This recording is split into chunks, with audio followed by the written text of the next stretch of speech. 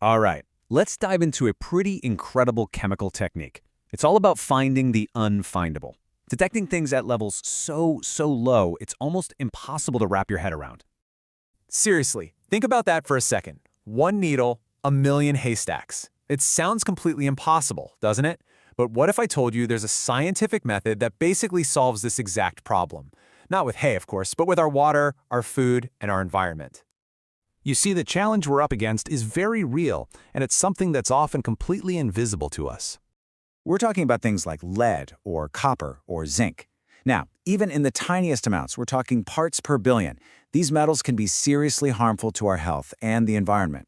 So the huge problem is, how do you even find something that's just one single part in a billion others? Well, science has an answer, and it's kind of like a super sensitive detective for the microscopic world. It's called stripping voltammetry. So, what is it? At its heart, it's a method that uses electricity to find incredibly small amounts of something in a liquid. And when I say it's sensitive, I am not kidding. This technique has one of the lowest detection limits of pretty much any common method out there. It's a real powerhouse. And the genius of it is that it's actually a pretty simple idea. Instead of trying to find that one needle scattered somewhere in a million haystacks, this technique first gathers all the needles together in one spot, and then it counts them. You concentrate your target first, and then you measure it. So how on earth does it do that? This whole concentrate then measure idea is where the real magic happens. It's just an incredibly clever process. Probably the best way to picture this is to think about panning for gold. You know, you swirl that pan full of river water and dirt, and all the heavy gold flakes sink and gather right in the bottom. Well, this technique does basically the same thing. But instead of a pan, it uses an electrode and an electrical current to pull the target metal ions out of the solution and stick them right onto the electrode's surface.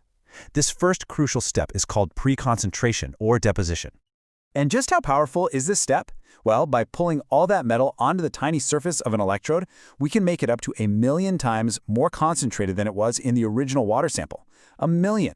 That's how you go about finding the unfindable. Okay, so this whole process really boils down to 3 key steps. First up is deposition. We put a special electrode in our sample, stir it up, and apply a voltage. This causes all those metal ions we're looking for to collect or plate right onto the electrode. Second, we take a little break, the rest period. We stop stirring and just let everything settle down. And finally, the stripping step. This is where we get our answer. We reverse the voltage, which strips all that collected metal back into the water and creates a little electrical current. The bigger that current, the more metal was there to begin with. Simple as that. Now, this technique isn't just a one-trick pony. It actually has 2 main flavors, anodic and cathodic, and each one is designed for a different kind of target. Let's break this down. On one hand, you have anodic stripping, or ASV. This is the gold standard for finding trace metals. It uses reduction to deposit the metal onto the electrode. Then, it uses oxidation to strip it back off for the measurement. Now, cathodic stripping, or CSV, just flips that whole process on its head. It's used for other things, like anions, and it oxidizes first to create a film, and then reduces to dissolve it. So you see, they're really just 2 sides of the same very powerful electrochemical coin. Okay, so this is all really fascinating science for sure, but this isn't just some neat trick you do in a lab. This technology has some huge, real-world applications. So why does all this technical stuff really matter? Well, because it allows us to check our drinking water with incredible precision, right down to the parts per billion range.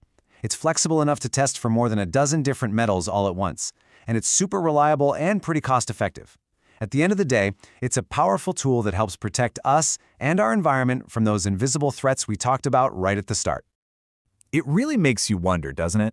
As technology like this gets even more and more sensitive, what other invisible clues about our world, our health, or maybe even our history will we finally be able to find? What mysteries could we solve just by measuring what was previously unmeasurable?